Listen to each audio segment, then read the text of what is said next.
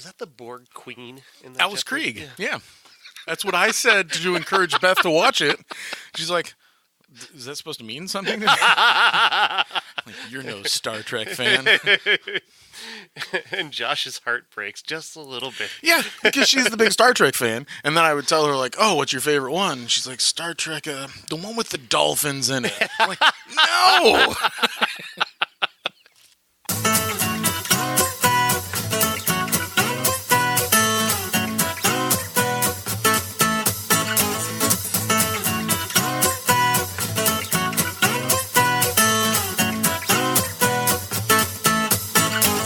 Welcome to Other One's a Critic Movie Review Podcast. I'm your co-host, Bob Zerl. I get people off. I look for the one guy who isn't getting off, and I make him get off.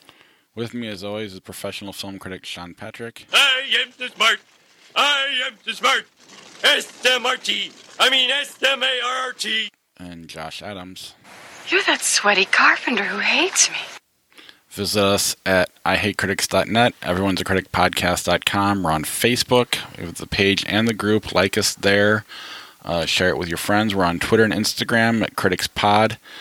All our social media sites, you can watch the trailers, see what movies we're watching for the week, listen to the podcast, read Sean's reviews, and all around interaction. Like us, friend us, whatever you do on those sites. And Apple Podcasts, Google Podcasts, Spotify, Stitcher. Subscribe, rate and review the show, and, well, go away. I'm fine. Are you delivering dinner? I'm not going to eat during the show. It's disgusting. Yeah, me neither. You can eat, Josh. It's okay. But yeah, subscribe to the show on any of those places where you listen, and that way you don't have to go looking for us every week. And then rate and review the show. We'll read the review on the air. And then Patreon, ihatecritics.net/Patreon. The best way to help support the podcast, there's also the PayPal link on ihatecritics.net, as well as the podcast merch if you choose to support us that way. All of them are great, and if you do have any of our merch, please take pictures of it and share it on social media, and we'll do the same. We'll retweet it or re-Instagram it or whatever you do on those. Again, I don't get on social media enough. It's a cesspool out there. I got excited this week when I posted something about Field of Dreams. I checked the likes because every once in a while you'll get somebody that looks like the official version of something. And it said Kevin Costner, blah, blah, blah. And I'm like, ooh, what is that? Nah, it's not real. I thought it might be real. Let's jump right into it then. We'll start with our trailers. A trailer, as far as I know, is one, right? Mm-hmm. All right. Of course, I posted it. It's called Hail Satan. But it's pretty cynical, or not cynical, maybe not the right word, but satire for sure. It's a documentary. Right. And it's based on a real story that took place down south. Of course, a group of people tried to put up the Ten Commandments on a courthouse steps, and the Church of Satan stepped up and said, hey, if you're going to put that there, you need to have our symbol there as well. And they were right. They had to get rid of the stupid Ten Commandments. It was wonderful. It was a wonderful thing that the Church of Satan did. Did they get rid of the Ten Commandments, or did they put the Satan thing up, They were going to put the Satan thing up, and they did take it to the site. At least you can see in the trailer that they took it to the site. Right. But they did end up removing the Ten Commandments, so they didn't have to do any of that stuff there. Was this in South Carolina? I'm not sure exactly where it was. Okay. But, yeah. Go figure. Satan's doing God's work. This did happen, though, and it was a really interesting story. And it was good the way that the Satanists stepped up and really stepped up for everybody. I mean, it's the more once you kind of dig into Satanism, it's pretty disappointing. The devil's really not involved at all. They're more or less atheists. Yeah. It's kind of not as fun as it sounds, but they got some cool imagery, I guess. They do. They're really kind of more of a horn in someone's side, if you will. Not a thorn, but a horn. Got it. Sammy Davis Jr. was a Satanist. Oh. A lot of celebrities from that era, I think, were. It's more about being an individual and putting yourself ahead of, I mean, it makes sense. But yeah, it's not as fun. But yeah, it's a pretty neat looking documentary, and I'm definitely looking forward to watching it because it just looks like it's going to ruffle feathers, and it's always fun. Mm-hmm. Okay, and then John Cena joins the Suicide Squad, seen here on Rotten Tomatoes. Oh, really? What? Which character is he playing? Now I gotta open the link and just read the headline. Now, if he's playing King Shark, I can see that because he's already got the body. But it seems like he wouldn't want to sacrifice his FaceTime on screen just to be a part of it. Shark head or something. It would be a CGI shark head, yeah. I guess they're not giving out role. Idris Elba's in it too, where they're not. I guess he's not Deadshot. That's all they're saying. Yeah, but they won't say the role. The rumor is Peacemaker. I don't know what that means. I don't know what Peacemaker is either. I was thinking he was either going to take over for Joel Kinnaman as Rick Flag because that would kind of make sense. Oh, it was too, what Dave Bautista was going to be. Oh, okay. No, I hadn't even heard he was involved either. Yeah. I don't know any of this stuff. I just happened to run across the headline on Rotten Tomatoes before we get to our Avengers predictions, our death pool, if you will. Who's going to die? And as I was getting set up, I'm walking around, and I'm thinking main characters, and I'm reading Josh's list. I'm like, well, they don't count. I've got one. Nebula? Wait, you didn't say, peripheral or main Avenger. Anyone that's wearing a quantum suit. Anyway, so who's going to die? What are you doing, picking three apiece? Is that the... Yeah, why not? It's Cap, it's Iron Man, and it's Scarlett Johansson. Really? Oh, wow. Okay, so the movie that she's got coming out would be more of like an origin story type thing for you. Yeah. Okay, that would make a lot of sense. Okay, for me, yes, I have Iron Man on here and Captain America. And my third choice, I was rotating amongst three different Guardians characters that would be officially gone or newly gone. But I have this idea of what the film is going to be. And those of you familiar with Star Trek and Star Trek II, The Wrath of Khan, this whole idea of the needs of the many outweigh the needs of the few, that's kind of what their mission is anyways. They want to restore, lives, and their life is worth it in order to do that. So I'm going along with that. Iron Man would sacrifice himself to bring Spider-Man back, or because it means something to him to do that, especially if he learns that the potential son that he had is not coming back, or maybe if Pepper Potts is dead and he feels a little lost. I would imagine that he would make that kind of sacrifice, honestly. Captain America, I would imagine that he sees that his role in this universe is done. His role in the world is done if he's able to perhaps sacrifice himself for Bucky, his best friend. The comics have already set this up for us that Winter Soldier is Captain America at some point. That would work out very well, and I'm fine with Sebastian Stan taking on that mantle. The same idea, but it would also give Bucky some motivation in that role as Captain America. He died for me. I'm going to make sure that I uphold his name going forward. That would be interesting to me. And for Nebula, the sisters, her and Gamora, trying to destroy their father, I would imagine that Nebula is that upset about it that she might sacrifice herself to try and bring Gamora back, even if Gamora can't be saved. So I have a theory about Nebula and her death. I think she dies after taking the gauntlet for herself. Oh.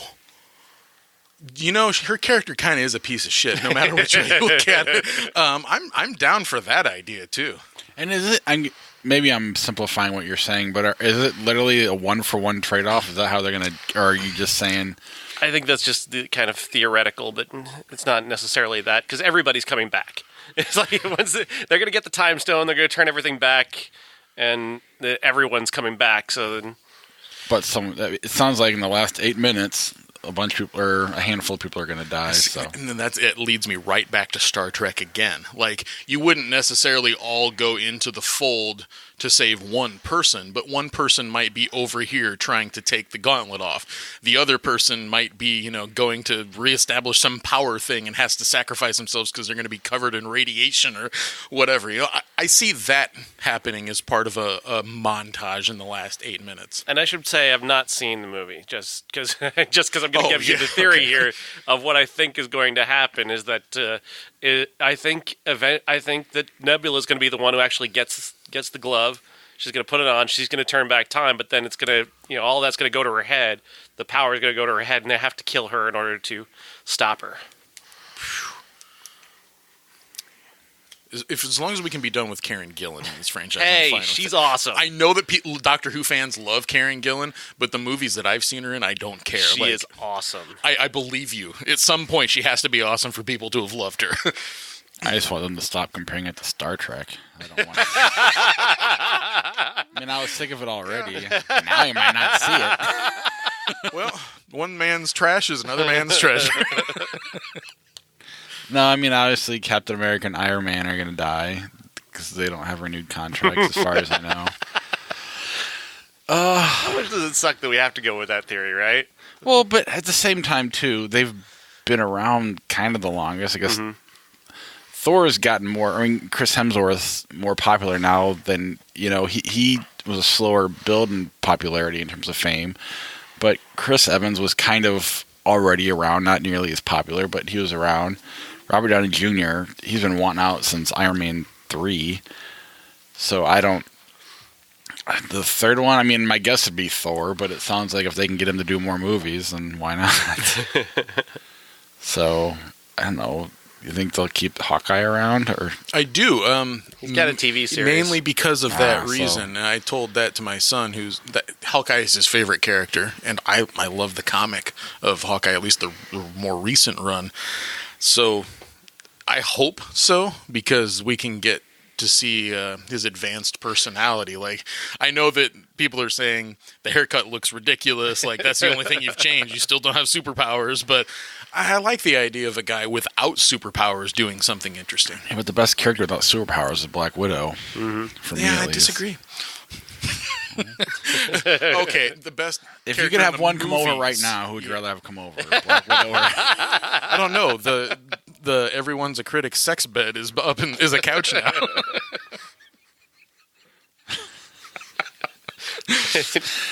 It is a sex bed, I guess. Sorry, Sean. Well, just don't turn on the black light, man. Okay. My son was sleeping on it earlier. While I was watching our Undisputed Classic, because he was tired. Let's see.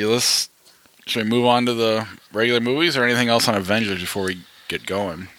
When are you getting a chance to see it, John? Tuesday night. Oh my God! All right. Well, and I'll be texting you spoilers throughout the. You know what? My phone does turn off. I'll just know what to do. For 2-3 full days. That's going to be hard, but I am seeing it Thursday, the first showing over on the Illinois side of the river. I've had tickets for 3 weeks almost now, so... Bob? Maybe Sunday? All right.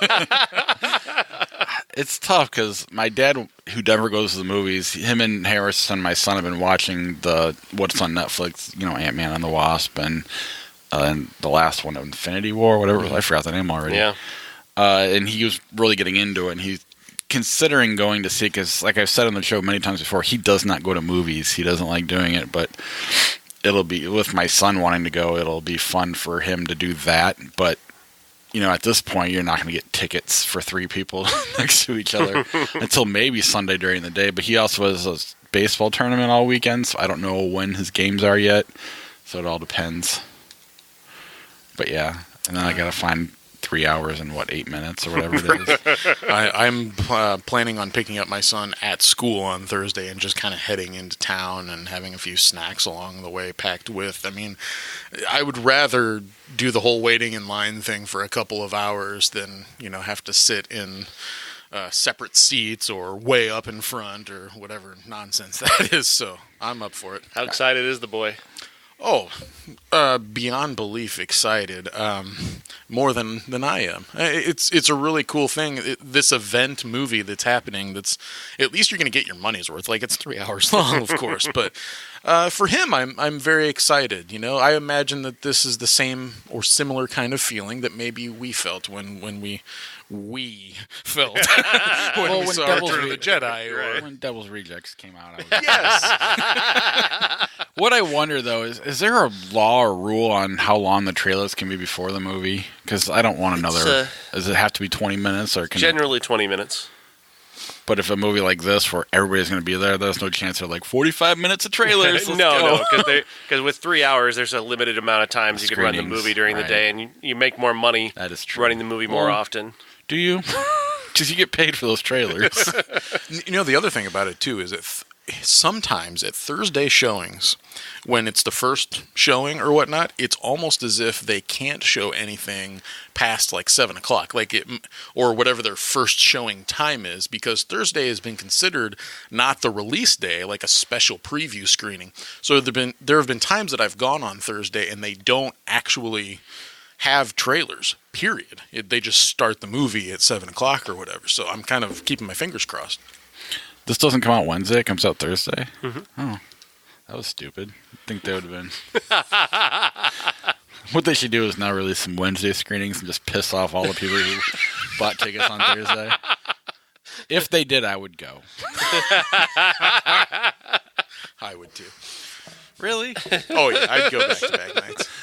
I probably wouldn't go. I don't want to deal with the crowds. And I'm going to go to Davenport just so I can pick my seats and be done. Mm-hmm. It's a bitch to get over there, though. The Curse of La Llorona? Yes. Do you just want to maybe cut in my review of The Conjuring or Annabelle or any one of those movies and just save us some time? Because this is basically the same bullshit. The Curse of La Llorona is set in the early 1970s. It stars... now I keep forgetting her name. From Arrested Development. No. No? Not the same one? No, not Sophia her. Nope. Butella? No. I thought it was her. I'm sorry. I'm working on it. She's from one of the Mummy movies. No. Oh, man. About? What movie are you talking I swear one of the actresses that's in this trailer is from one of those Linda movies. Cardellini is the star of this Freaks movie. and Geeks. Yeah. Hawkeye's wife. Star of the movie, she plays Anna, a recently widowed mother of two who works for DCFS in Los Angeles. She gets a call to go to this apartment where one of her clients is living, and her children haven't gone to school for a couple days, so she goes to find out why. When she gets there, she finds the house is a mess. There's a closet that's locked from the outside with a padlock on the outside, and there's all these weird symbols on the door. And the boys are inside. And so she breaks them out. And in doing so, she kind of brings about her own curse of La Llorona upon herself, even though she doesn't realize it at that moment. The two boys are then taken and killed, and the mother blames her.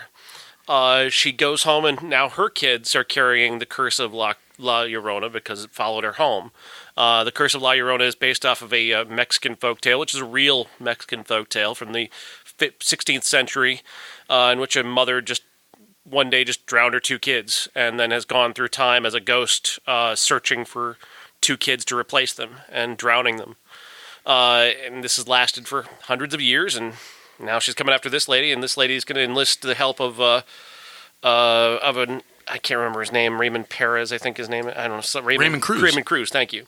To kind of battle this demon in the same way, that demons are battled in any other movie using religion. La Llorona is going to run through and knock over chairs and slam doors and turn things over and not kill anybody. And even though she could kill somebody, she's battling children, for fuck's sake. She could at one point, she's got the little girl and she could just drown her. Just drown her. She's already in the tub. Just drown her. Nope. No, mom runs in and the demon leaves for whatever reason. I don't understand the motivations again. I'm just kind of sitting there going, what is the point? If the demon can get her under the water and hold her there, but then why does the demon leave when mom comes in? Like, I don't understand what's going on with these movies. They're still utter nonsense. And these are connected. This is part of the Conjuring universe, in case you hadn't heard. There's a character from the Annabelle movies that's connected to this movie. He was in one of the Annabelle movies anyway, playing the same character as he plays here. I still don't understand why people enjoy these. It's basically just a contraption built for jump scares, and I don't know. Maybe I'm just too tired of jump scares. Well, yeah, when you have to see them over and over again. Like, Josh and I both really like The Conjuring, and I think part of that is it's more of a drama than it is a horror movie. Yes, to add people that Sean just despises, and one of them's now dead. Or are they both dead now? They're both dead now, aren't they? That was her parting gift to you, to see this movie. Oh, she's got more she's gifts here to now. come. Yeah, but she's gonna come in and turn over a table for no reason. people believe in ghosts. Like, far too many people believe in ghosts, and two, they don't go to all of these, and they don't go to the movies much. They just kind of pick and choose. So jump scares are effective when you're not going into movies every week. So that's who they're making this movie for, not for us.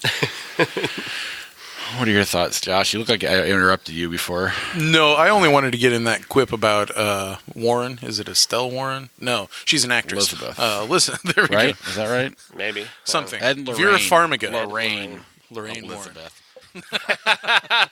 Elizabeth Warren. Some think that she might be worse than Lorraine Warren. I don't, but... Yeah, but yeah, so Rotten Tomatoes critics didn't like it. The audience wasn't all that fond of it either. Only at 50%. There's nothing there to enjoy. I mean, it's fine in terms of acting and direction, but it's nothing special. And then, I mean, like I said, the plot is just the same nonsense as every other one of these plots. Like, why do the demons do what they do? Well, they're demons. They just do what, they just do it, kind of, whatever. It's because, I kind of mentioned it, and I did a bad job a couple weeks ago, but the reason is real life ghosts, they don't actually do anything. You hear weird noises in your house, so they're fucking with you. At least that's so in the movie, that's all they can do is because it's just like at home, except for... Well, except with this demon, you see her hands, and she grabs the little girl, and she holds her under the water, but then Mom comes in, and she leaves. Because they're not in real life, you're not dying. The kid's screaming and yelling. The mom's in the other room. She comes in. Oh, nothing must be. I'm spitting in my head. Yeah, I don't know. It's a genre that people really buy into. You know what though? Even though The Babadook is a much better film, okay, it looks better. It's well acted. And some of the scares that are jumps are earned because they're sporadic and I mean, I, for one, jumped, so I get it. But it's still a ghost, something that you really have to believe in. But the movie introduces the idea of doubt. Like, could it be all in her head? I like the idea of movies that say, yes, these might be real, but it also could be in your head. You decide. We're going to present you with all of this information, all of the scares, and you can decide if the character is doing all of this or if the ghost is doing this. To me, that's a far more believable way to approach this kind of movie. Oh, the Babadook is far more skillful and detailed in its portrayal and its characters, whereas this is just they don't care about these characters at all. They don't care about building out these characters and creating moments for them to stand out and be people as opposed to just their vehicles for jump scares. And you cared about those two characters in the Babadook. Those were really characters you were really invested in because the story asks you to invest in them as part of being frightened by that movie. Yeah, and this is a run-of-the-mill horror movie like Pet Sematary in ways, and I could go, I wish it was like The Witch or Hereditary or Babadook or whatever, but this is it's already tripled its budget. It's that whole franchise is doing well financially, and so that they're not really trying to be artful. They're just trying to basically, let's just make a roller coaster. Machine-tooled jump scares.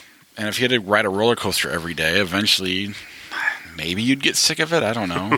I kind of like roller coasters, but I don't go very much. So that's kind of the appeal to me, I guess. Breakthrough.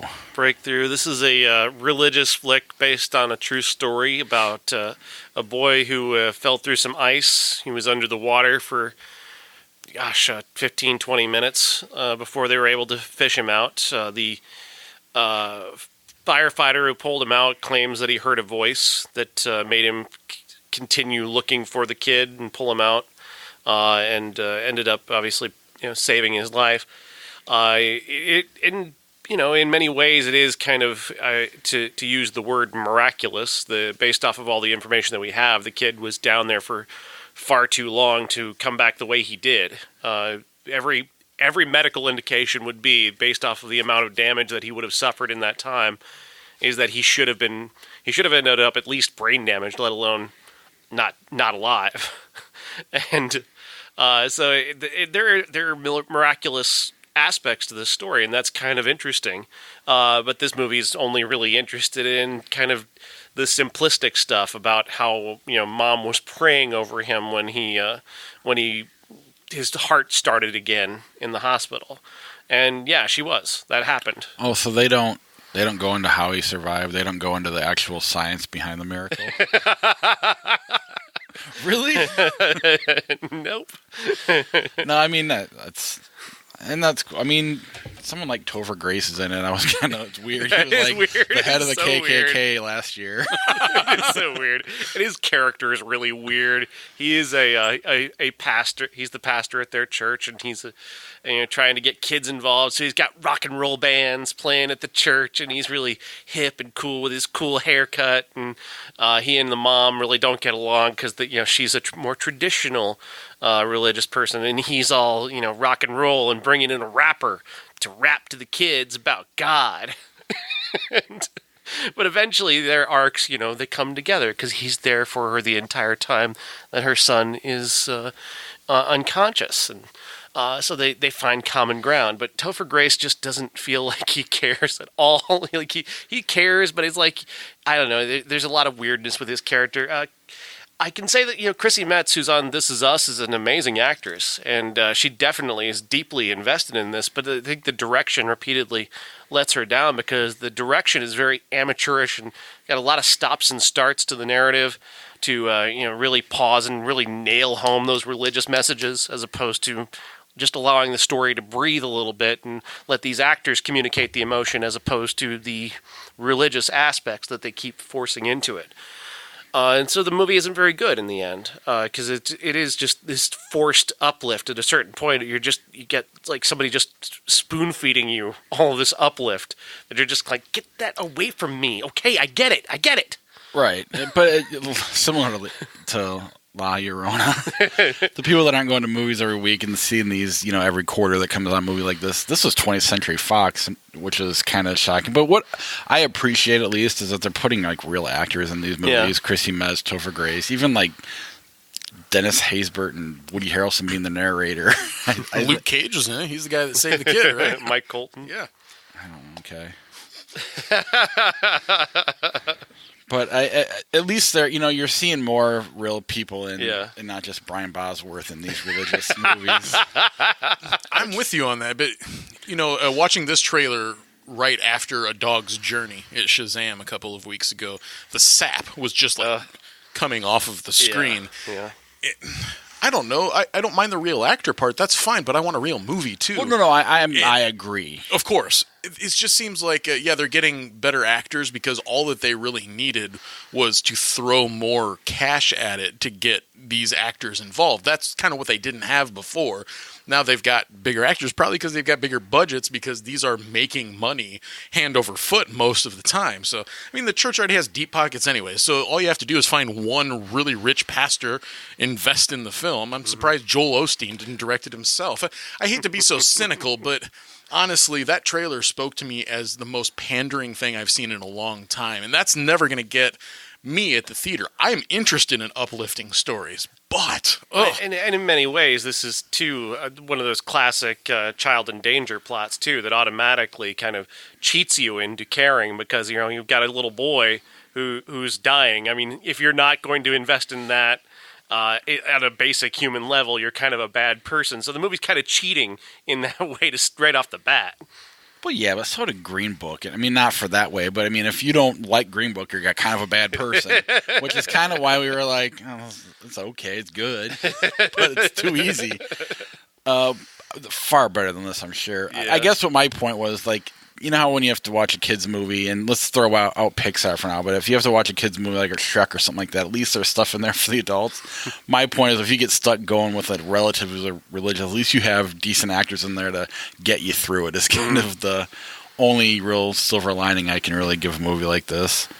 Maybe in the future we won't talk about movies like these. We'll see. This has got like a lot of really weird extraneous scenes in it that I don't understand. Like there's a scene where early on in the movie where Topher Grace and Chrissy Metz have this argument over who can use a common room at the church. And I'm like, why is this scene in the movie? What does this illustrate? I mean, it illustrates that they're in conflict with each other, but they've already done that by talking about how she doesn't like his non-traditional ways and she's very traditional. And so you've already established that. And then this second scene has to establish it again. That's just the kind of clumsiness and the kind of waste of space that you get throughout this movie is that you'll get double scenes like that. And the other thing is, you don't have, like, there's ghost movies Sean's like. There's, there's religious movies I've liked. You don't have to, you can not agree with something and then like the movie. So there's a way to, I mean, I shouldn't be telling this movie to do it and not The Curse of La Llorona. Because in a lot of ways they're the same thing. They're going for a specific audience and they're just trying to make as much money as possible. But if you really want to have a message and make a point, there's a way to do it artistically and get people in the theater and like it. Mm-hmm. Care. Just care. There's no care here. There's just... Well, the care is in the wrong spot. Yeah. Teen Spirit. Teen Spirit. This one is directed by Max Minghella and stars Elle Fanning as a young girl in England from the Isle of Wight who gets an opportunity to take part in a reality show called Teen Spirit, where she's going to go on and sing and try and become a pop star. This is a really strange and disappointing movie. It's very laid back in a way that is just kind of almost sleepy, like lethargic. And for a movie that's about pop music, it's about the kind of the laziest sort of pop music you could find. It's very dreary at times. There's no real joy in this movie. I mean, you watch Elle Fanning has a couple of moments where she's has to do choreography where she's doing dance, and it's so mechanical, and she just is so not into it. And it's not even part of the plot that she's not into it. It's just that she doesn't appear like she's really, like the character doesn't want to dance, and she is playing the character, and she doesn't want to dance, and yet here she is doing it. It's all building, of course, toward the big performance at the end, and the big performance at the end is pretty impressive. It's kind of combines a little bit of Adele, Florence and the Machine kind of thing, which is kind of nice. I really dug this song that she performed, but man, this movie is so slow. It is so freaking slow, and you're just kind of waiting for something to pick up the pace. And then Rebecca Hall comes in, and Rebecca Hall in the movie kind of comes to life for a minute. Like, oh, hi, Rebecca Hall. This is nice. It's good to see you. There's all this charisma and acting in the room. I was missing that. She's just so much better than everything around her that she's gone so quickly, and you're kind of missing her. That's not to say I don't like Elle Fanning. I think she's a terrific actress, but this is just, I don't understand what this movie was going for. It takes forever to get to pretty much nowhere. You find out what happens in the contest in terms of like winning and losing during the credits. The ending credits? The end credits of the movies when you find out. Like I got up to, and I started walking out because the movie had ended. The credits were rolling, and then suddenly I hear a voice speak up and start talking about what happened in the contest. I'm like, what? So if that didn't matter, I'm not sure what mattered in this movie. They think it's Rocky, and they can just be like, oh, Apollo wins off to the side. Nice try.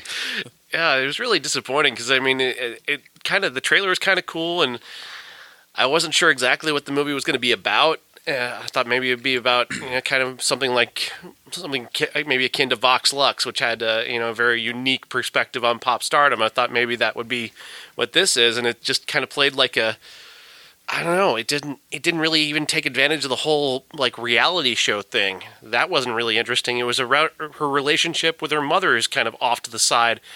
Her inner journey is not very well spelled out because we get a sense that she wants to be successful, basically because she wants to make money, which is okay. If that's her motivation, then kind of give me a little bit more of that. But I don't know. I really don't understand what this movie was going for. I think the description of Elle Fanning's character being from the Isle of Wight might be the funniest thing that you've ever said. Because she's like the whitest actress out there right now. It means nothing. I just thought it was funny.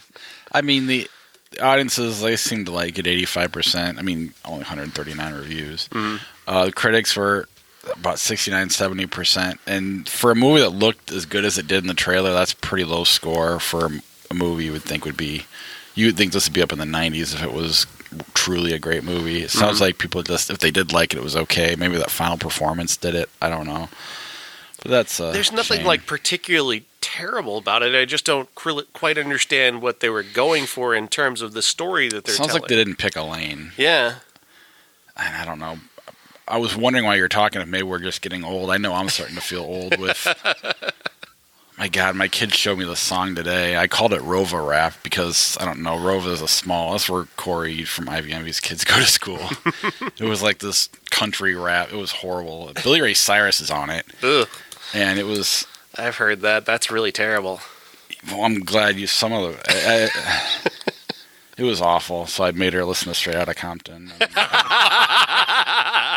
sounds like a joke, but I really did. I'm like, no. I'm going to introduce you some new words. It's time for you to grow up.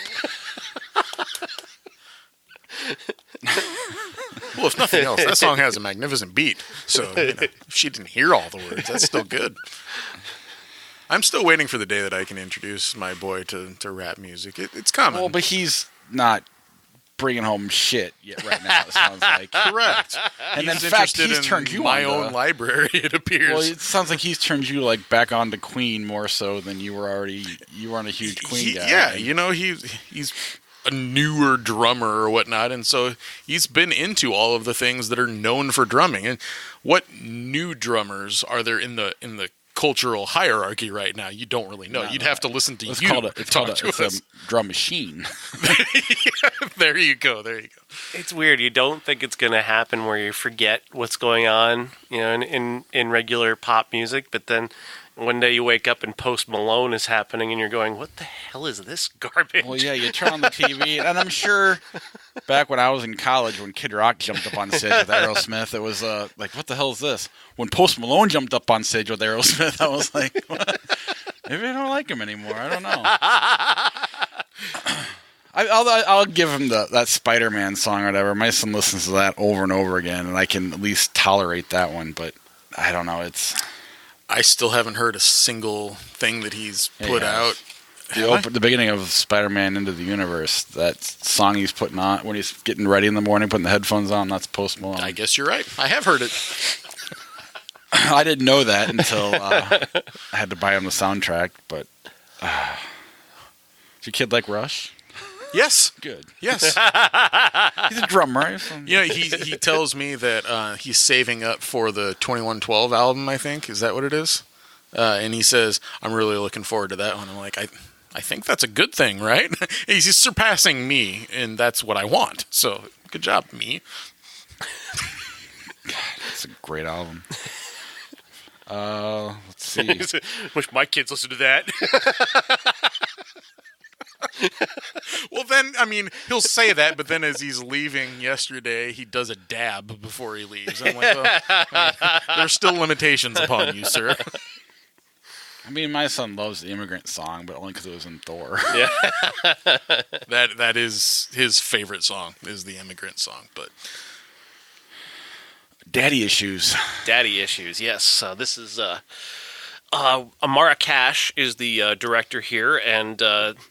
this is a really unique and wonderful movie. My favorite movie of the year, actually surpassing even Us and Lords of Chaos.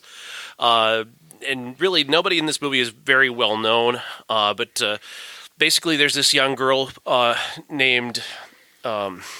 sorry, I'm trying to recall this off of my memory because my phone isn't quite connecting anything today. I live in the middle of nowhere. I apologize. And Verizon's been having been problems everywhere today. But basically, the story goes that a young girl named Maya is a kind of an artist. She lives at home with her mother. She has a very strained relationship with her mother, and she hasn't seen her father in a number of years. She lives her life kind of through Instagram, where she's obsessed with this girl, Josephine, who is this kind of living this brilliant life where she's kind of always out, and she's got her own fashion line, and she's living this big life, except that she's not really, because her real life is that she's kind of used Instagram to create an image for herself, and in reality, her main source of income is working as a sort of a prostitute, but only for this one guy whom she dresses up for as a little girl, and they have sex, and it's very it's a very transgressive, daring, bold, off-putting thing that this movie does absolutely brilliantly. Maya finally goes to meet her in real life, stalks her via Instagram and finds out where she is, and the two have a night together where they just kind of develop this relationship, and they actually fall into a relationship with each other.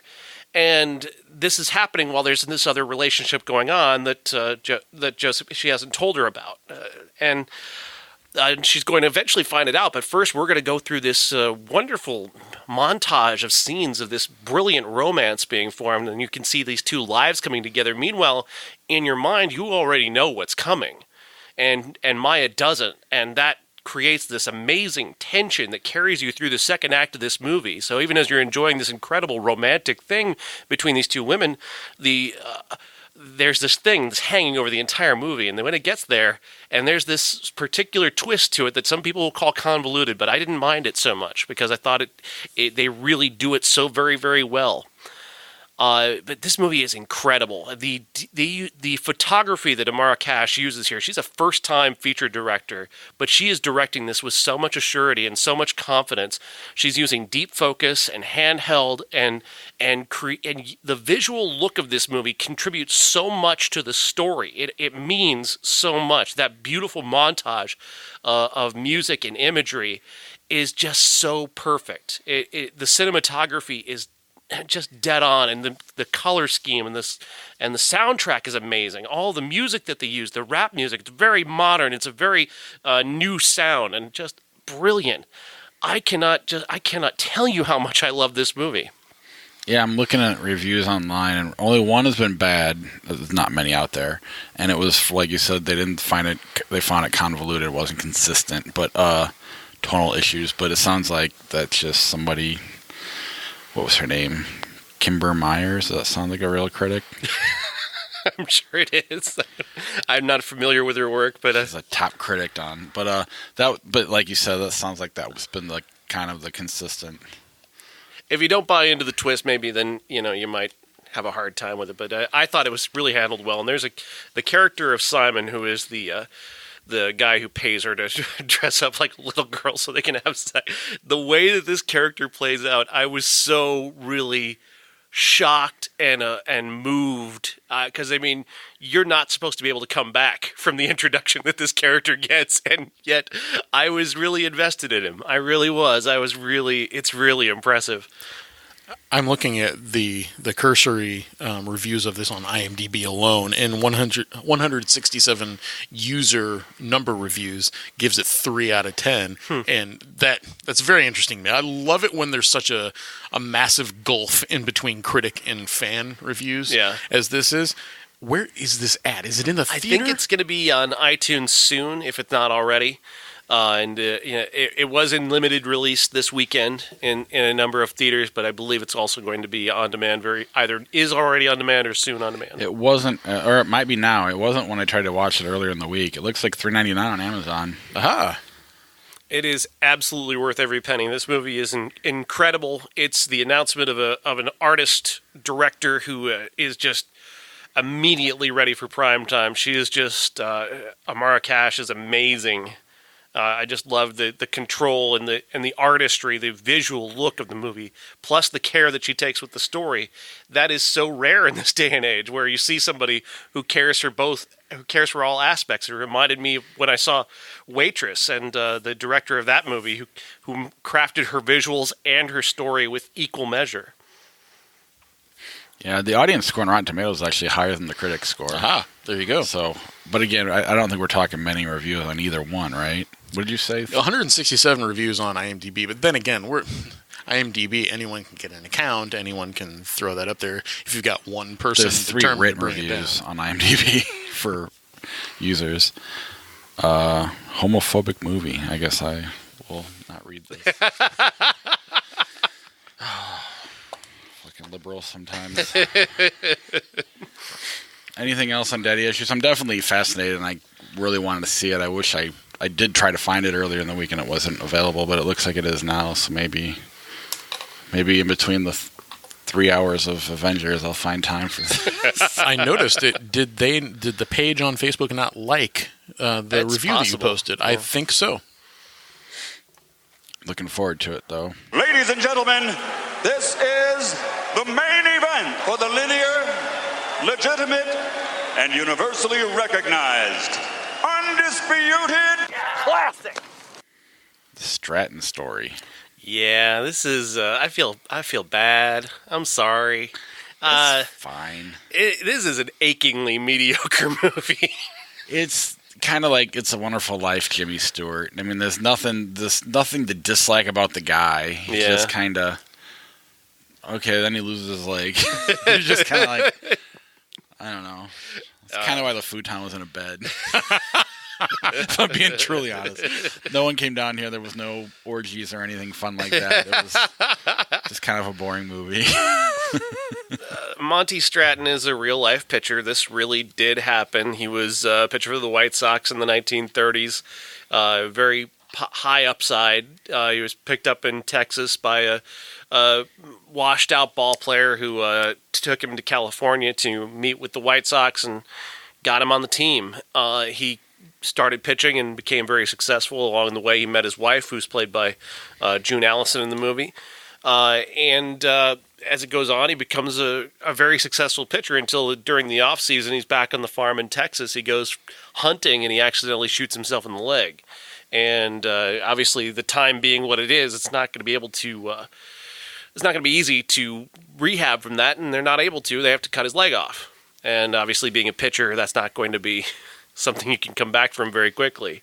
But eventually, and randomly out of nowhere with no warning whatsoever, feeling like there's missing scenes, he suddenly has a prosthetic leg. And then he starts pitching again, and he can still throw. And then he decides he's going to go back and play one last game with this prosthetic leg. And I guess there's elements that are inspiring, but I was kind of like, this movie at only 87 minutes feels long. Yeah. It feels very long, and it's incredibly mediocre, even with a guy like Jimmy Stewart, who this is not great Jimmy Stewart. This is kind of lame Jimmy Stewart, if I'm being honest. I hate to say that, but I was more compelled by June Allison than I was by Jimmy Stewart.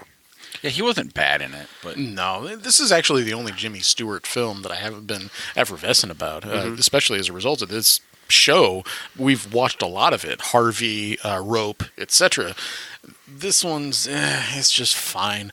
The part that gets me, of course, is always paying attention to the baseball, and I know that they had different ways of doing things back in the day, but it looks like he's throwing over their head and they call batting strike. Practice. Yeah. And his wife has a much better arm than he does. When they're playing catch towards the end of the film and she's whipping it back to him, I'm like, well, that's a fastball. But there was a couple of times in like the spring training or whatever that where he's like threw it fast. They made it look fast, at least by the way they cut it. Yeah, that, and I wasn't sure that it was him actually throwing it because of the way that the camera moved. This is a very standard story, to the point of nauseatingly standard.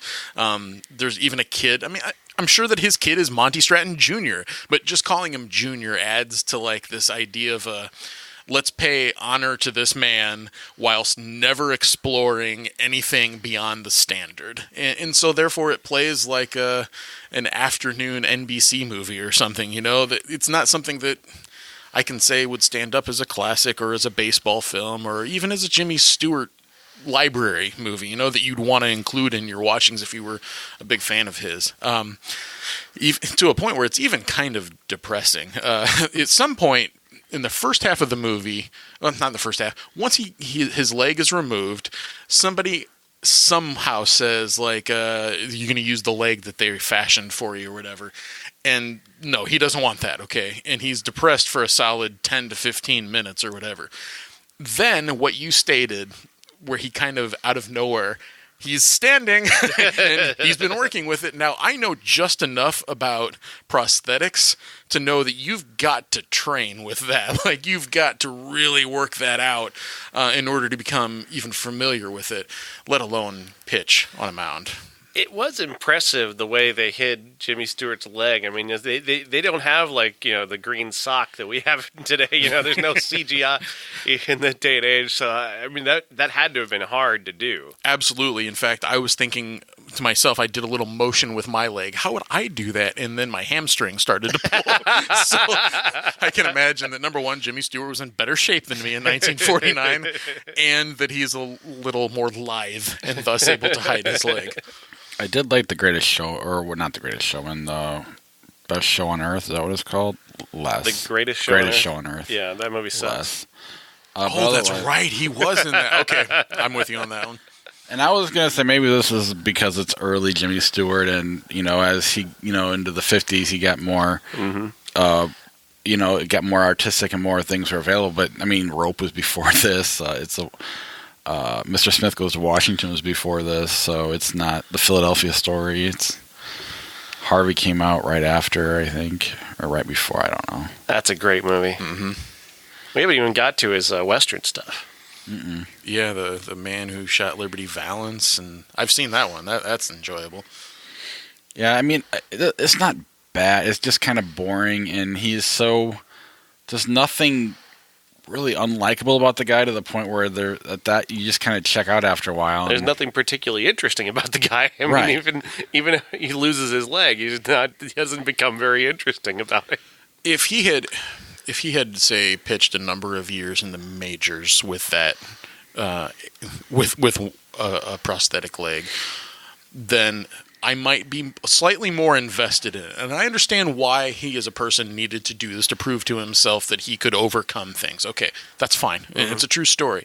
But I think of a guy like Jim Abbott that had a disability so severe his entire career. The man threw a no-hitter, made all-star teams, et cetera, and that to me is so much more inspiring only because he overcame the disability to a point where it was groundbreaking and no one has done it since then in the major leagues. No one had done it before that I was aware of. So it's hard with Jim Abbott in the back of my head to really say this is amazing. Not that he's not, right, you know, a fighter. In 1938, this is pretty impressive. Okay, so we've got the equivalent of Jim Abbott. Okay, that's fair. When is that movie getting made, though? I want to know. The Jim Abbott movie. I wish I could make that. That would be awesome. Really? It culminates with his no-hitter. Didn't he hit a home run once or no? I thought he Good did. question. Yeah, I know that maybe. there's a baseball card of him bunting when he was a member of the Angels, and I wish I could know, like, when did that happen? You know, because in the And AL, I mean, I've seen, you know, those guys, pros with their bottom arm alone can knock it out of the park. It's not beyond the realm of possibility. But I could have swore he hit a home run. I don't know that for a fact. I'll be checking Sounds that out familiar. after the show. Anything else on the Stratton story before we move on? It's not essential in any No. way. Even if if you're desperate to watch baseball movies, it's still not even essential. It does kind of line up well with the movie, with what we're going to get Yeah. to, just because it's a farm and baseball movie. Well, let's just go there now. Since this is Aunt Bethany's 80th Christmas, I think she should lead us in the saying of grace. What, dear? Grace! Grace! She passed away 30 years ago. Just start with Field of Dreams. Sounds like a deal to me.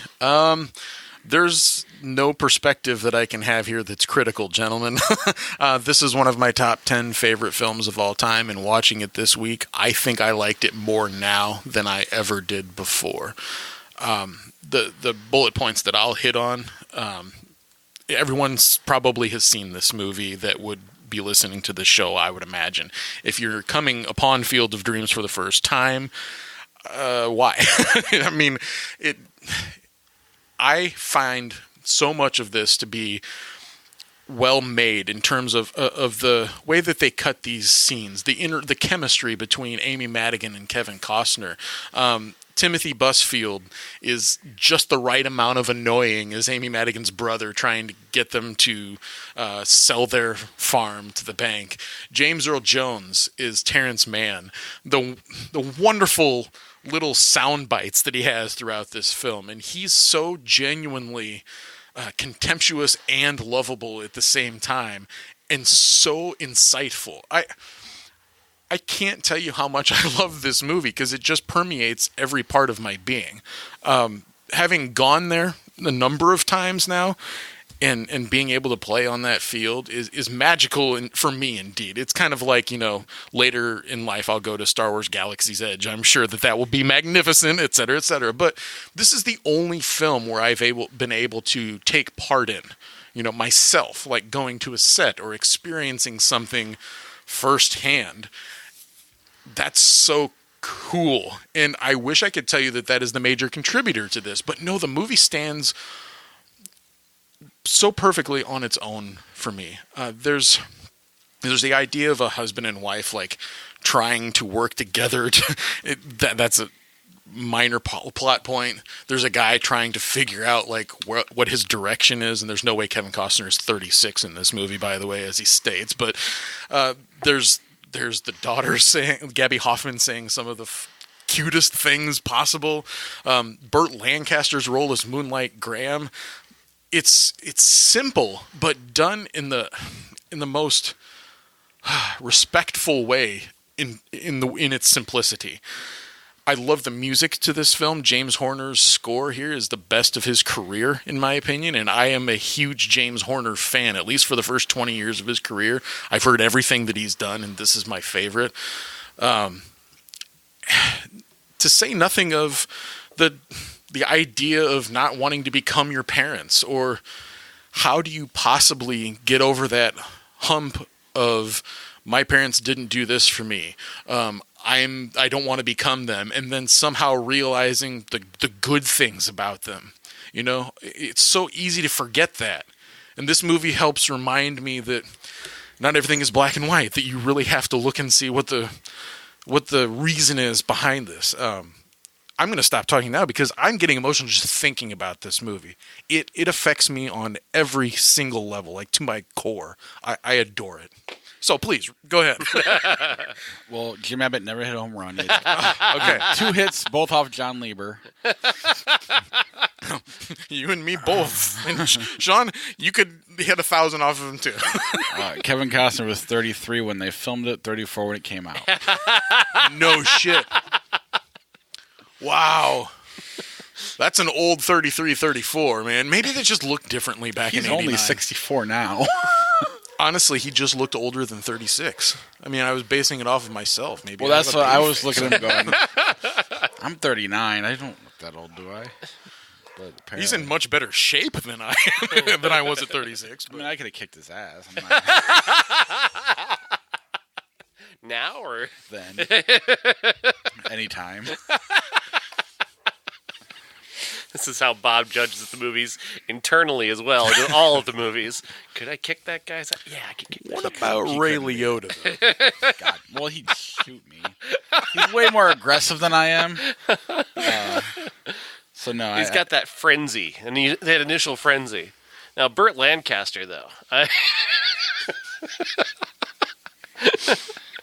What'd you think of it, Sean? I appreciate this movie a lot. I like this movie a lot. I can understand where if you didn't connect with the magical elements and the emotional elements, where you could be disconnected from this movie for sure. So there are elements of it, like I don't have a good relationship with my father. I don't have any interest in playing catch with him. So I don't. On that level, I probably don't connect with it as deeply as other people do. But the James Earl Jones scenes are pretty impressive. Those speeches really lift the entire movie beyond any kind of issues I might have with it. I don't particularly care for. The villain, Timothy Busfield? His performance really pisses me off every time. He's just the same blustering scene over and over and over again until he until he's brought around, and then he sees it, and then it's cute, and yeah, it's fine. But yeah, other than that, I mean, I really like this movie a lot. It's no Bull Durham though. No, actually, I like this a little less than before after watching it again. I still like it. The scene in the PTA meeting kind of pissed me off because in Iowa that wouldn't happen. I'm sorry. There's no way she could turn the whole room around by calling a conservative Hitler. Not in Dyersville. No. Right. So that, and part of me is, I mean, I'm okay with the field talking to him. Kind of a wish fulfillment scene. Well, I'm okay with the field talking to him, but that bothered me. I mean, it's fine. I think you're right. I think if it's similar to movies like The Blair Witch Project, when you connect and when it grabs you, it's a different experience when you're just watching it at surface level. And it was hard to get totally connected to it, I guess. I have a fine relationship with my dad, but I've never. One, he's not gone, so I don't have. I'm sure that would be different. Mm-hmm. But two, it's. I don't know. It's a good scene. I think it would have to be. I'm sure I've watered up before involved when I'm watching the movie, but it's again when you get connected to it and you're invested in nothing. The movie swallows you up, and I think that's way more effective than when you're just kind of sitting back looking for something wrong with it. And right. If Josh would just admit Bull Durham's better, I wouldn't watch Field of Dreams that way. If somebody on my deathbed was like Bull Durham or Field of Dreams, I'm like, I'm cool with either. Kill me now. I mean, that's how much I love both of them. So, I think that this is a movie that's better in terms of scenes than it is as an entire movie. Because, I mean, if you sat there and you tried to pull apart the magical elements, there is no explanation for any of it. Like, none of it, you can't logically explain how the plot unfolds. And you're not meant to. No. That would be overly pedantic to be pissy about that.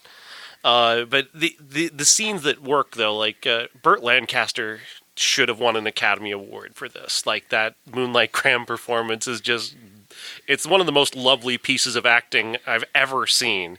From the Minnesota scene to the scene of him walking off the field, Frank Whaley turning into Burt Lancaster and walking over and saving the little girl, and then walking into the corn. I mean, that's beautiful. That is iconic. It's unbeatable. This is his last film role, actually, and he passed away shortly after the film was released, if I remember correctly.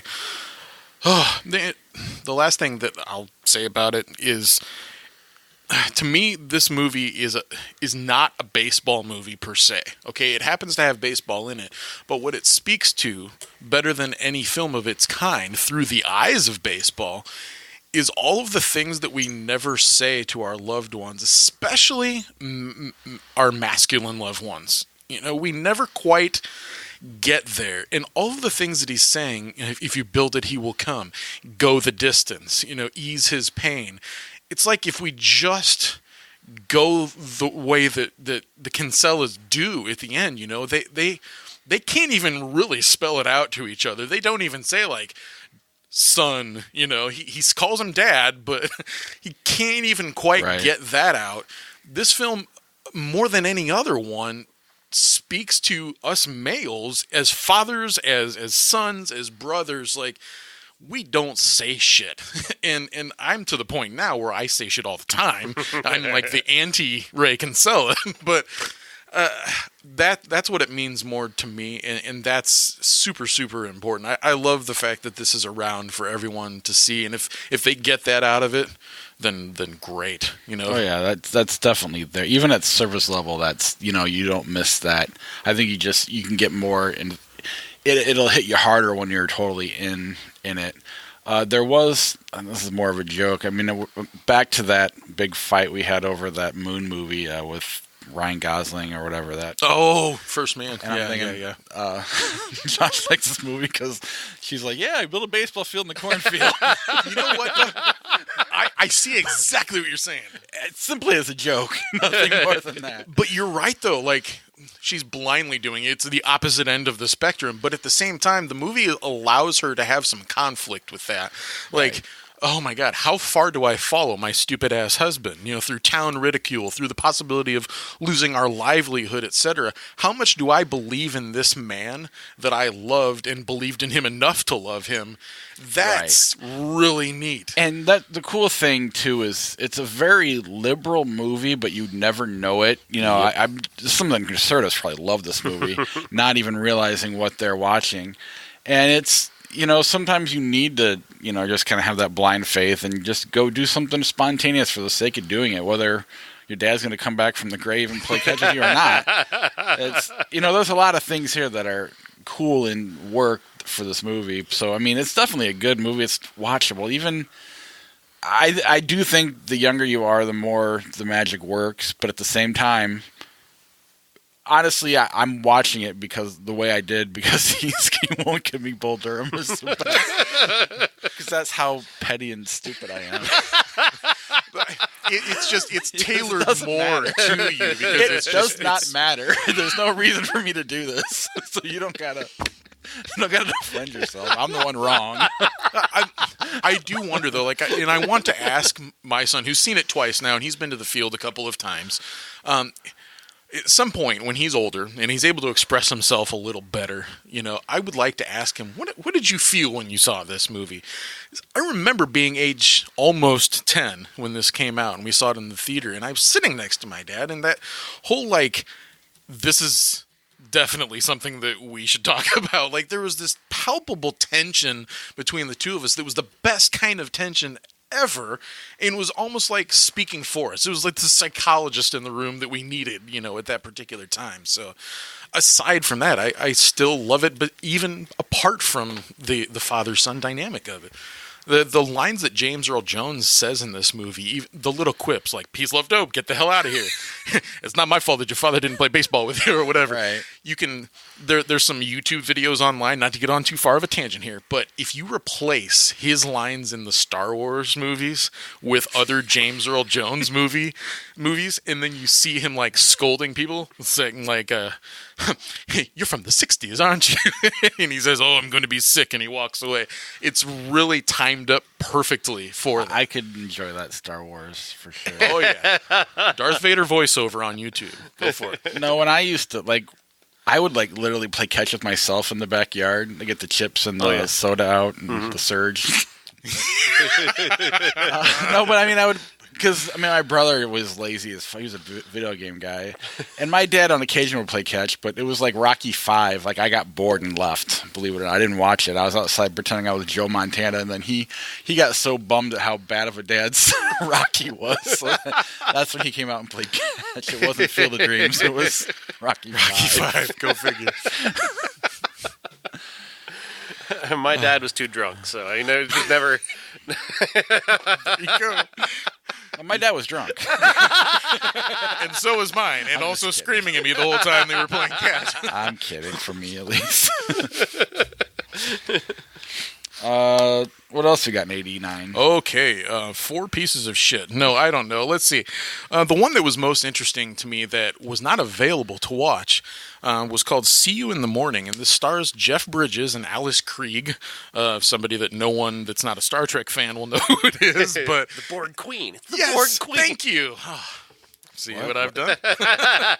What did you do? I don't know. Well, I'm just proud that you know that it's the Borg Queen. That makes me happy. I was a Next Generation You guys fan. are saying words. Star Trek. There's an alien race called the Borg. Still talking about Star Trek. Yeah, okay. Anyways, it's directed by Alan Pakula. He of Presumed Innocent and a number of other good things. I think The Verdict? No, that's Sidney Lumet. Point is, Pakula is a decent director. I've seen a number of movies of his that I liked. And for some reason, this one isn't available. Until this week, I didn't even know what it was. As soon as I see Jeff Bridges' name there, though, I'm all excited about seeing it. So maybe it'll come back online in the future. I saw just the clips of it on YouTube, and it's just so very, very weird. He's married. Jeff Bridges is married to Farrah Fawcett. They get a divorce very quickly. He's going back out in the dating world, and he meets Alice Krieg, but he's still living at home with Farrah Fawcett while he's trying to be out and dating. And there's a scene where he's suddenly dressed up as a statue in his underwear for some reason. I don't know. We do weird things when the underwear It's a very is on, for you know. for an Alan J. Pakula movie. It's a very straightforward romantic comedy as far as the trailer is concerned, which is very unusual. Which made me want to see it, but at the same time, it's not available. Even my sister, who has every Jeff Bridges movie, didn't have this one. Oh, well, it is very obscure then. The other Jeff from the 80s, Daniels, was in a movie called Checking Out this week. I know nothing about it, and I wasn't interested in watching it. I didn't want to pay $3, so. The one that could have been fun bad, starring Dolph Lundgren, called Red Scorpion. Now, I remember this video jacket hanging out. Lovers of Rocky IV see Dolph Lundgren there, and all of a sudden it becomes like, ooh, look, it's Drago, and it was always rated R. I could never right, Bob, see tell it. us about Red Scorpion. Yes. He's thinking about what to explain it as. That means you've seen it. I haven't seen it. I haven't really seen any Dolph. Universal Soldier, He-Man, Rocky IV, and Creed 2. You haven't seen You didn't Punisher? see Punisher? Yeah. I haven't seen Punisher. I saw this movie called Army of One with him in it, way before Nicolas Cage. Oh, I remember that jacket too. Yeah. And, that's kind of that was boring. I know I saw Red Scorpion. I have no memory of it whatsoever. I'm wondering if he plays a Russian. Honestly, I mean, for joke purposes, sure, but honestly. And then the last one of the week called Speed Zone. Now, stars Peter Boyle et al. And in bringing this up at home, my wife had said, "Oh, I've seen that one. Yeah, that's actually kind of fun." And if you read the description, it sounds a lot like Rat Race, the 2000-2001 film with John Cleese and a bunch of other supporting actors. God-awful piece of shit. Now, I didn't like Rat Race, but really it appears that she had some affinity for that, so that connection made something of a sense to her. Now, Peter Boyle was in a movie a couple weeks ago called The Dream Team, and I really enjoyed his performance, thinking he was Jesus in that one. And this one, I don't know, if it is like Rat Race, probably not, but in terms of, as comedies go, I do like the idea of finding something from the 80s that I didn't know about, like The Dream Team, to go back to. I liked Rat Race when I saw it, but at the time I wasn't watching movies every week either, so I don't know if that makes a difference anymore. Anything else in 89? That's it. Pet Sematary technically came out this week in 89, but we talked about that a couple weeks ago when the shitty new release came out. Did you go see it? No, I heard it was shitty. Sean told me it was shitty. It's okay. Not as good as the book. Next week, all things Avengers. Josh leaves us on a full-time basis for sure. Hopefully he comes back here and there enough forever. I'm looking forward to putting together my best possible performance. Our classic is The Crow, which I haven't seen. Is that correct, right? It is The Crow. You guys chose that from the dual option of The Crow and Watchmen, a comic book film that we haven't talked about, that we've talked about at least on the periphery for a long time now. And I'm kind of glad that you chose The Crow, because I feel like there will be less dissension about this one. But Actually, I don't remember The Crow. I think we're gonna watch Watchmen as well. Oh, really? No, we're gonna save Watchmen for a time to make you feel like you want to come back. Okay. Whatever Zack Snyder's next film is. He hasn't even started filming it yet, but that sounds like a good idea. I'm excited about visiting The Crow with my wife. She hasn't seen it, and usually this kind of film that's kind of dark and dreary and has music that she's not crazy about, she checks out. So Music she's not crazy about. Is she crazy? What's that? That's one of the great soundtracks of that era. Oh, yeah, but it's totally not her type of music, okay? And now that soundtrack So got me into a lot of different things. She likes that country rap stuff my daughter was playing. Very doubtful. But if you give her the Violent Femmes, she'll be all over it. So, hipsters before hipsters. Got it. right. Violent Femmes and Ben Folds 5 in Des Moines in a couple months. Those are the albums that we have from her that she brought to the equation when we got married, was Violent Femmes and Ben Folds. Now, if you tell her about that, I guarantee she'll want to go, so don't say anything. I was in a computer lab in college, and Ben Folds was in the next room playing a concert. Oh, wow. Oh, really? It was miserable. I do like a couple of Ben Folds songs, and I'm sure Violent Femmes is good, but the one song of theirs that I really know just makes me want to put a pistol to my head. Oh, it's fine. But yeah, The Crow and Avengers, and I don't know what else there will be to talk about, really. It'll probably be a large... I'd imagine we'll break it up into different parts. We're also going to look at a couple other segment ideas Josh had, just kind of for fun, because it is just those two movies, as far as I know. I don't have 89 in front of me, but I don't remember it being too... I don't believe there's anything super exciting coming out in 89. So that should be a fun show. As always, I want to thank our Patreon supporters for supporting the podcast. We'll start with our Key Grip level, Charlie Messing and Jason Bryant, the Hall of Famer.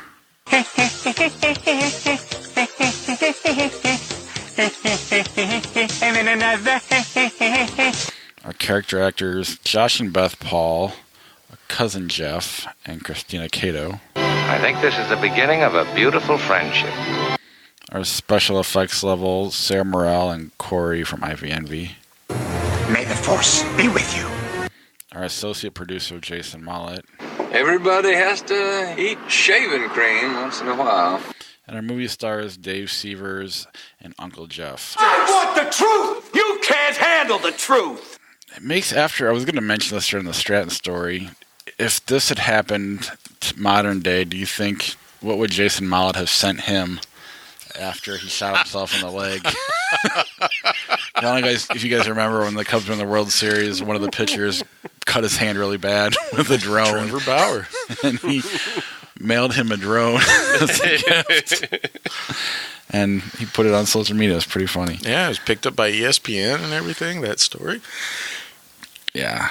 Our listener and Patreon supporter. If you want to be a Patreon supporter, head over to ihatecritics.net/Patreon to be a subscriber, get yourself a credit on the show. You can still get one from PayPal as well. Just kind of let me know what you want, and we'll take your donations, whatever you want to do. And then if you want to get merch, we have a merch tab there as well at ihatecritics.net. Always subscribe and listen to the show, rate and review it. Tell your friends, help us grow, and I guess we'll see you next week. Ladies and gentlemen, the evening is over. We hope you all enjoyed yourselves, and we'll see you all again in 1974. Good evening!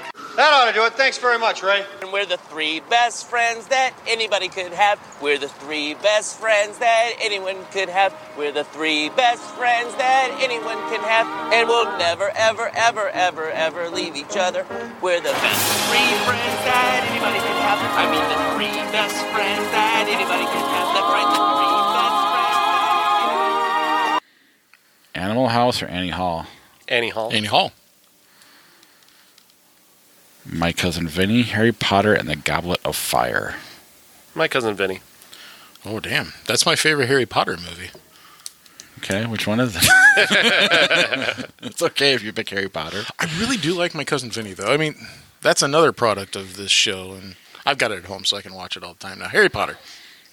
It's My Cousin Vinny for me. Iron Man 2, Enemy at the Gates. Iron Man 2. Iron Man 2. Pearl Harbor, Kiss Kiss Bang Bang. Kiss Kiss Bang Bang. Obviously. The Land Before Time, 1 hour photo. 1 hour photo. It's a 1 hour photo. I was kind of keen on Land Before Time when it turned 30, though. I agree. Super 8, Batman Forever. Which one's Batman Forever? Val Kilmer, Nicole Kidman, Tommy Lee Jones Super doing 8. something. Super 8. The Texas Chainsaw Massacre, Night of the Living Dead. 2003 Texas Chainsaw Massacre. Night of the Living Dead. I will go Texas Chainsaw Massacre sacrilegiously, probably. I'll go Night of the Living Dead, although I do kind of like the remake. Doesn't have any of the social or stuff, or really any of the skill or artistry.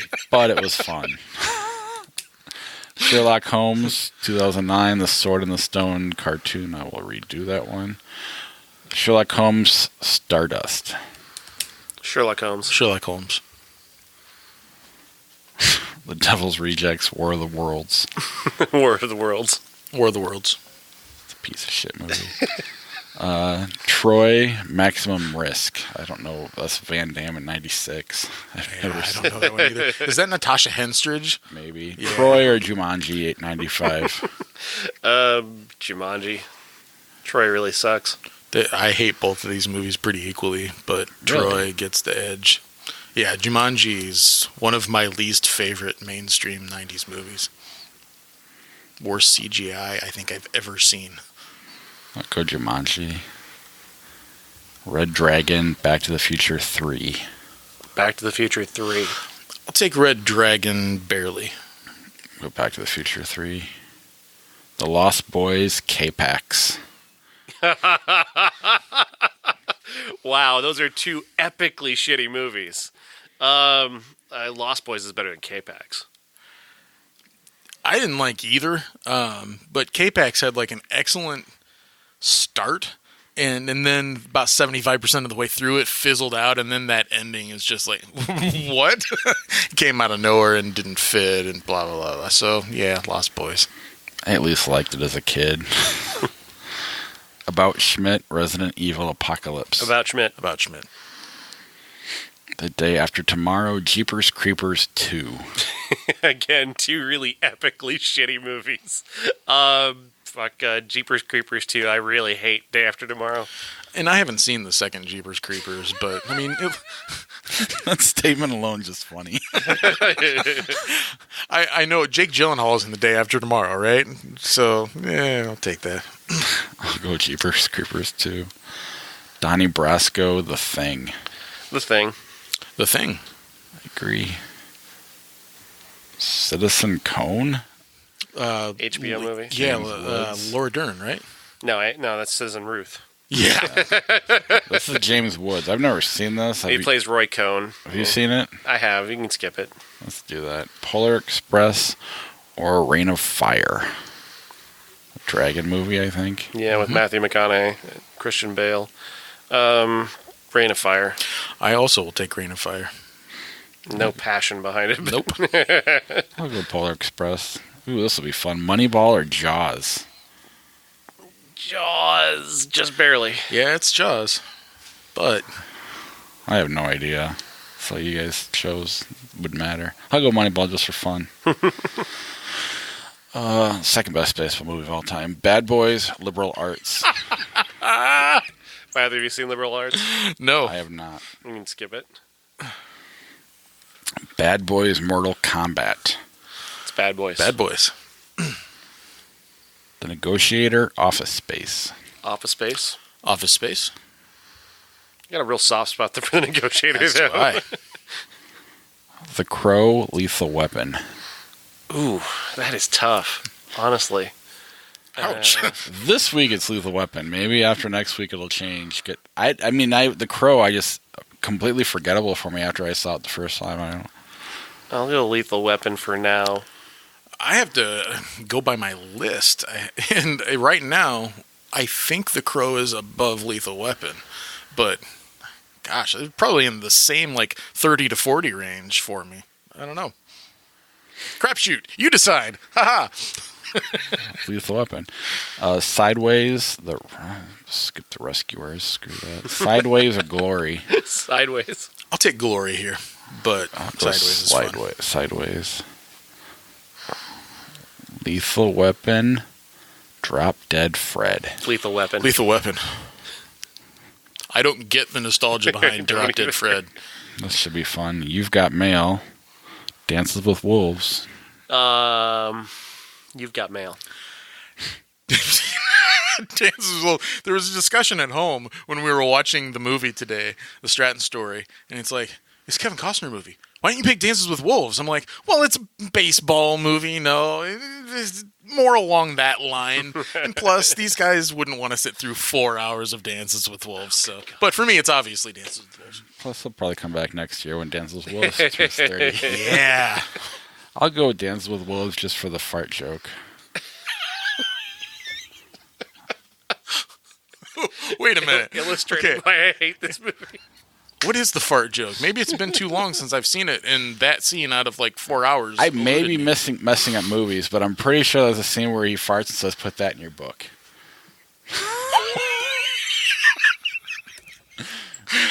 I don't remember that.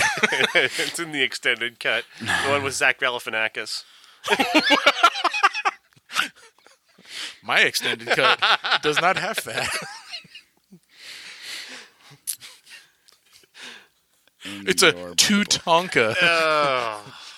Boo. Yeah, Dance with Will, fart scene. Put that in your book. It is in there.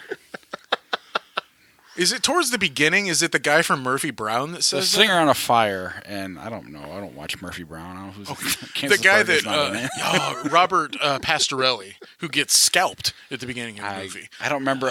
All I remember about that movie is the fart joke. Wow, so memorable. It's a memorable quote on IMDb. I'm surprised someone who loves it as much as you doesn't remember it. It's probably been a decade since I've seen it, at least. Probably been close to 3 for me. Unstoppable, The Sandlot.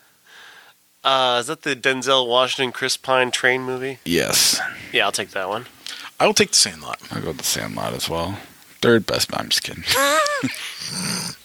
I just don't have... Maybe I was just a little too old for The Sandlot. I just don't have the same nostalgia for it that other people do. Notting Hill, iRobot. Notting Hill. Notting Hill. The Road Warrior. What the fuck? Is this a porn? I'm going to refresh. I can't even pronounce it. Road Warrior, Tombstone. Tombstone. Idiocracy, Hero. Hero with Dustin Hoffman? 2002. No. Yeah. The samurai movie. Yeah, Hero. I will take Hero as well. Barely. I haven't seen it, so... Coming to America, Madagascar. Coming to America. Agreed. Did you guys see there's a sequel happening? Yeah. Yeah. Eddie Murphy's going to play the villain in it, as well as Akeem. Madagascar? Awesome.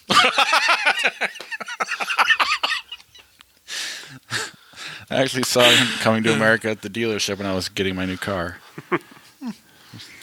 Pretty inappropriate, really. Yep. The Darkest Hour, Bill and Ted's Excellent Adventure. Bill and Ted, because Darkest Hour is so full of holes. Agreed. I was looking forward to that one in particular, but yeah, it's Bill and Ted. Collateral, Sweet Home Alabama. It's Collateral by a lot. Sweet Home Alabama really sucks.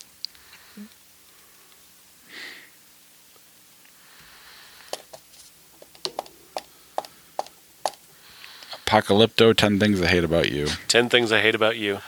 Oh, man.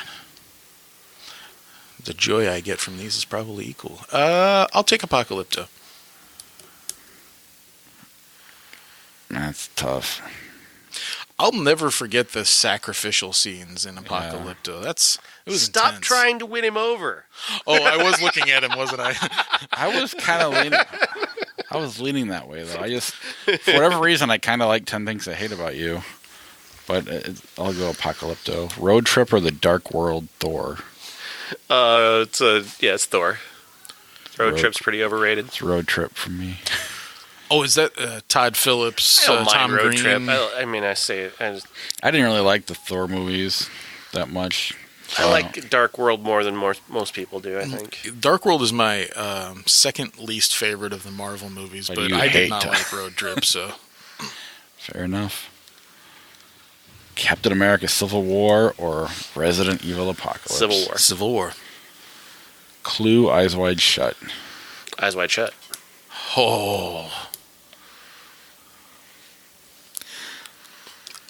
I'll break rank and say Clue. I'll go Eyes Wide Shut, although I do want to see it again. Big, Remember the Titans. Big. Syriana, Adaptation. Yeah, I agree. The Dark Knight Rises, Alien 3. Dark Knight Rises.